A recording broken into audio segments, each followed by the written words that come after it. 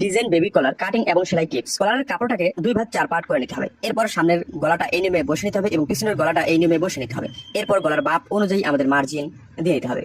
সামনের গলা থেকে নিচের দিকে 3 থেকে 3.5 ইঞ্চি কাপড় থাকতে হবে, পিছনের দিকে 3 থেকে 3.5 ইঞ্চি কাপড় থাকতে হবে।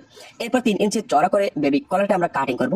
তো 3 ইঞ্চি গলাতে বসে বসে সুন্দর করে গোল করে দাগ দিয়ে নেব এবং দাগ বরাবর সুন্দর করে মার্জিন টেনে নিতে হবে। এই নিয়মে মার্জিন দেওয়া হয়ে গেলে আমরা সামনের পাটের গলা যে নিয়মে বসে কাটিং করেছি এই সাইডে আমাদের রাউন্ড শেপ করে দিয়ে নিতে হবে। তো সুন্দর করে রাউন্ড শেপটা দিয়ে নেওয়ার পর বেবি কলারটা কাটিং করে নিতে হবে। তো আপনি যদি আমার এই পেজে নতুন হয়ে থাকেন তো পরবর্তী ভিডিওগুলো দেখার জন্য অবশ্যই পেজটা ফলো করে সাথে থাকুন। সামনের পাটের দিকে রাউন্ড শেপ করে দিয়ে নিতে হবে।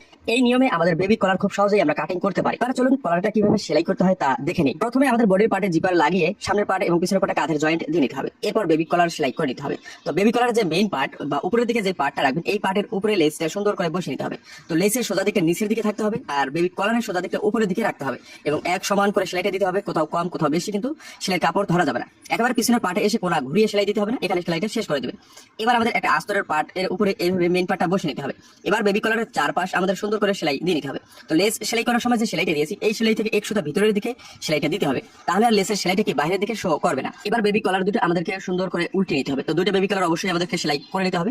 এই নিয়মে সুন্দর করে বেবি কলার দুটো সেলাই করে নেওয়ার পর গলার সঙ্গে বসিয়ে নিতে হবে। তো গলার মাঝের সেন্টার সামনের পাটের এভাবে বসিয়ে সুন্দর করে গলার সঙ্গে বসিয়ে নেব। আর আমরা গলার মাপ অনুযায়ী কাটিং করেছি তো কম বেশি হবে না। এবং অপর সাইডে আবার আরেকটা সেলাই করে নেব। মাঝের সেন্টারটা যেন ঠিক থাকে তা খেয়াল রাখতে হবে। এই নিয়মে বেবি কলারটা সেলাই করে নেওয়ার পর একটা গেঞ্জি পট্টি সেলাই করে নিতে হবে। তো ওর ভাজে কাপড়টা কাটিং করে নিতে হবে। বডির পাটের সোজা দিকটা উপরের দিকে রাখতে হবে এবং 1.5 ইঞ্চি এই পট্টিটা হালকা টান রেখে সেলাই করতে হবে। এই নিয়মে সুন্দর করে গলার চারপাশ সেলাই করে নেওয়ার পর এবার এটা গেঞ্জি পট্টির মতো উল্টা দিকে উল্টিয়ে সেলাই করে নিতে হবে। তো এই কাপড়টা এভাবে উল্টিয়ে সুন্দর করে ভেঙে ভেঙে সেলাই করে নেব। একই সমান যেন হয় তা খেয়াল রাখতে হবে এবং নিচের কাপড়টা যেন জড়ো বা ঘোষ না হয় তা খেয়াল রাখতে হবে। ভিডিওটা যদি আপনার উপকারে আসে তো বেশি বেশি শেয়ার করুন। ধন্যবাদ।